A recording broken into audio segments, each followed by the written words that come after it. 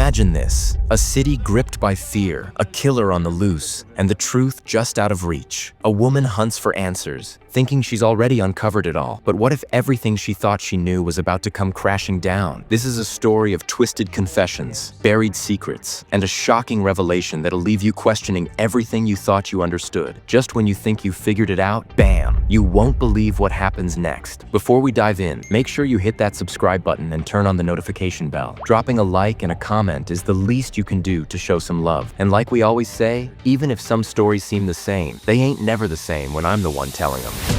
Down that hole.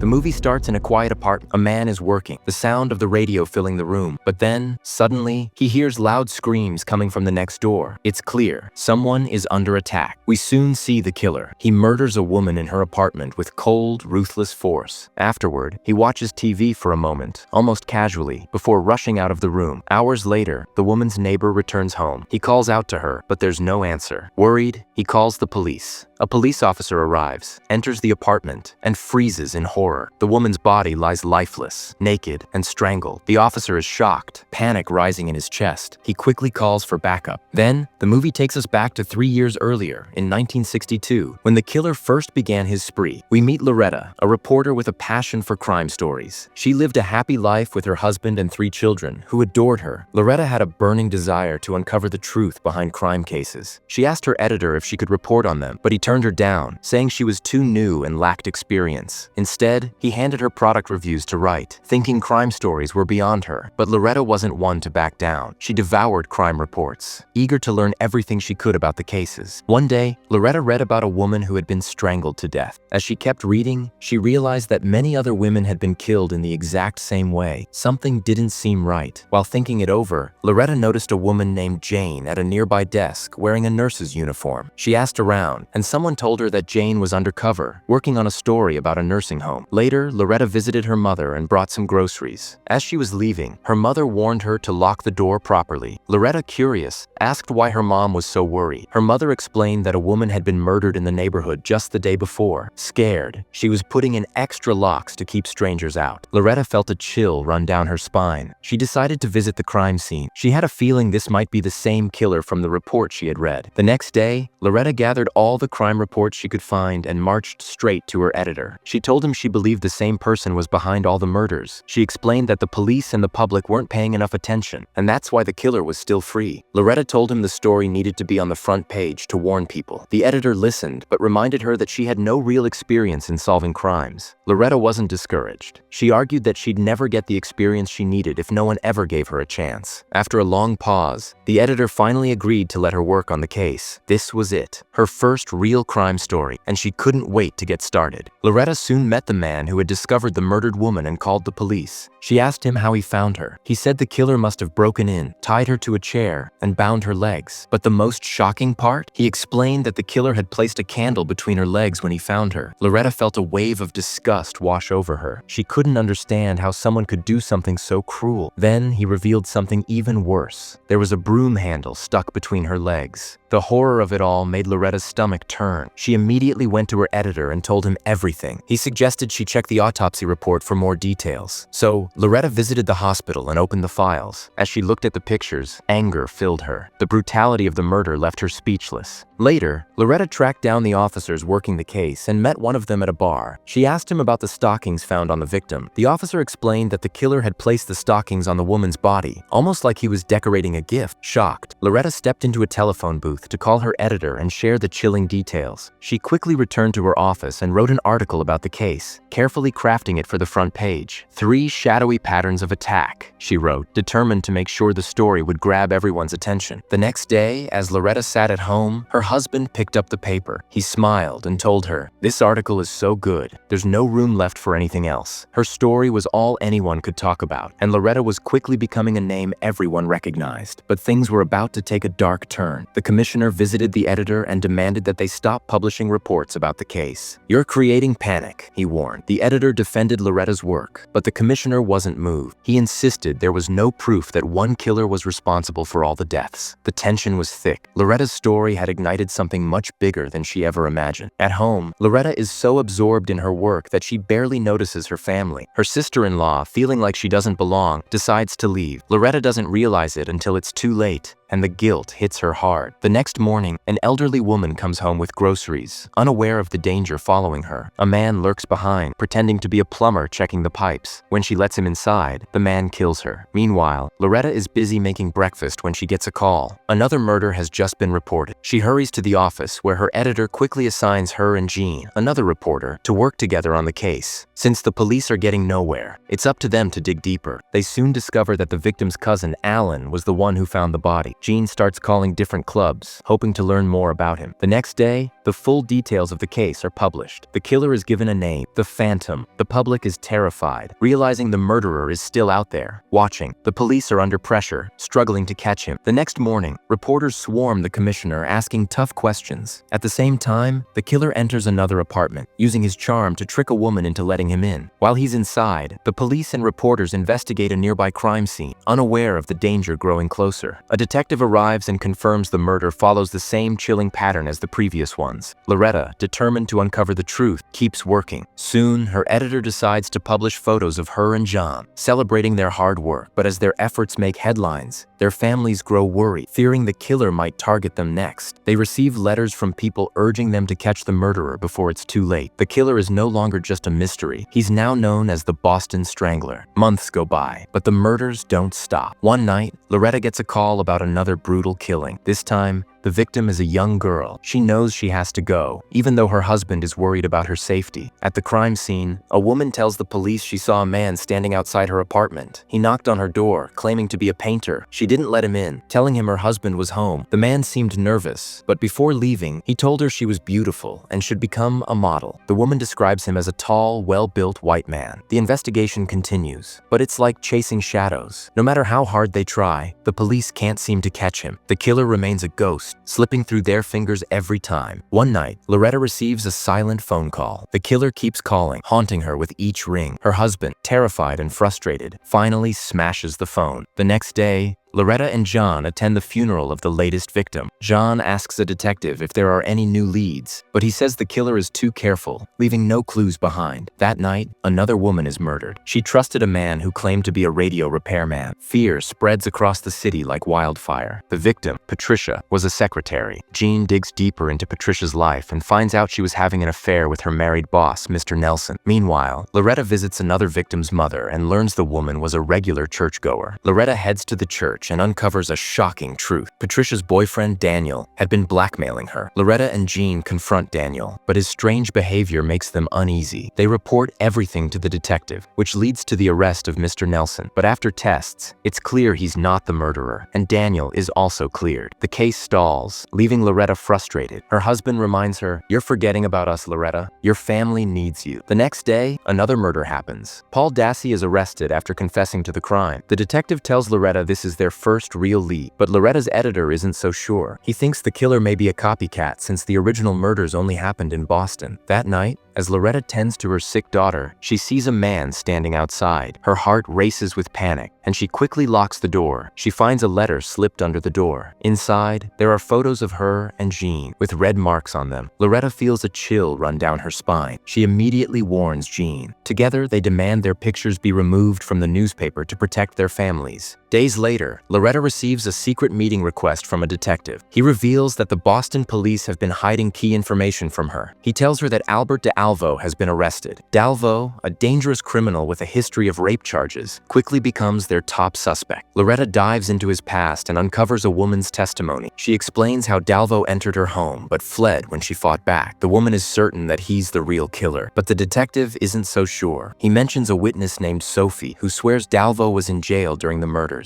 However, when they check his records, they learn Dalvo had been released on bail for a few days, right around the time of Sophie's death. Loretta and the detective now believe Dalvo might be the true Boston Strangler. The police place Dal Salvo in a cell with George Nasser, who is actually the man Sophie had identified as the killer. Loretta quickly realizes that the man who came to her house wasn't Dal Salvo at all. It was Nasser. As the media buzzes with stories, a writer starts working on a film about Dal Salvo and interviews him in prison. But just before the movie is set to release, the court steps in and restricts public access to the interview. Meanwhile, Dal Salvo uses his fame to hire a powerful lawyer and secure a book deal, making a fortune off his crimes. The case weakens, and authorities push to close it, but Loretta refuses to back down. She's convinced that Dal Salvo isn't the real killer, and she won't rest until the truth comes out. Another murder happens in Michigan, and it's just like the Boston Stranglers pattern. Loretta rushes to Michigan when a detective calls and tells her about the sixth victim. While looking through the case files, Loretta spots a photo of Daniel, the man she met in Boston. The Michigan detective tells her that Daniel is their top suspect. Loretta calls Jean for help. Jean goes to a mental hospital where Daniel had stayed and finds out he shared a ward with Albert Dal Salvo. Shocked, she immediately tells the police, and Daniel Marsh is arrested. But when the police question him, Daniel refuses to speak. Then, Loretta meets with the writer who is making the movie. The writer admits he's been paid a lot of money for the story and says he doesn't have the interview tapes anymore. Loretta, frustrated, gets a call from the detective. He sends her some tapes, and when she listens, she uncovers something shocking. Dal Salvo's confession was manipulated. The writer gave Dal Salvo details about the murders, which is why the court rejected it as real evidence. Jean listens to the tapes and realizes that Dal Salvo is innocent. But the authorities don't care. They want to close the case, even if it means framing him. Loretta refuses to give up. She visits Dal Salvo's brother and tells him she knows the truth. She's not going to stop until the real killer is found. The next day, Dal Salvo's brother visits him in jail to talk about the case. Dal Salvo tells him the truth about what happened, but the brother is too late to stop the tragedy. Meanwhile, Robert calls Loretta and asks what she wants. Loretta warns him she has proof that he's been lying, and she can stop his book from being published. Robert agrees to meet her the next day to explain why Dal Salvo confessed. That night, inside the prison, another inmate overhears Dal Salvo talking about his confession. Later, while Dal Salvo is alone in his cell, the inmate sneaks up and fatally stabs him. Loretta is stunned the next morning when she hears about Dal Salvo's murder. When she visits the prison, the officials claim it was over drugs, but Loretta can tell something doesn't add up. She feels like the truth has been buried once again. A woman secretly hands Loretta a note with an address. Following the lead, she meets Harrison, a former mental hospital patient. He reveals that Dal Salvo, Daniel, and Arthur had all fabricated their confessions together. The lawyer convinced Dal Salvo that admitting to the murders would make him famous and secure a book deal for his family, but none of them ever saw the money they were promised. Loretta confronts Daniel, asking him if he killed Sophie. He denies it, but his answers are all over the place. He confuses her and then hints that Dal Salvo might not have been the real killer. He suggests that maybe multiple murderers were involved, each copying the same pattern to mislead investigators. This is a big moment for Loretta. She realizes that there was never just one killer. Instead, it was a group of murderers working in different cities, making it seem like a single strangler. Loretta shares this new discovery with her editor, and her article is changed. Instead of calling it Strangler, the headline now says Stranglers. That night, Loretta and Jean meet to celebrate her big breakthrough. The film ends with a look into Loretta's life after the case. She became an amazing investigative reporter, earning national fame for her work, but the truth she chased so hard came with a price. Her marriage ended in divorce. Despite everything, Loretta didn't give up. She continued reporting on similar cases and stayed close friends with Jean. Albert DeSalvo was never officially charged with the Boston Strangler murders. He spent the rest of his life in prison. Years later, DNA evidence proved he was responsible for just one of the 13 murders. The other 12 still remain unsolved, leaving the mystery lingering. What would you do if you spent years chasing the truth, only to find out the killer you thought was caught was never the real monster? Would you risk everything to expose the real story or walk away to protect yourself? Drop a like, subscribe, and leave a comment. I want to know what you'd do in this crazy situation.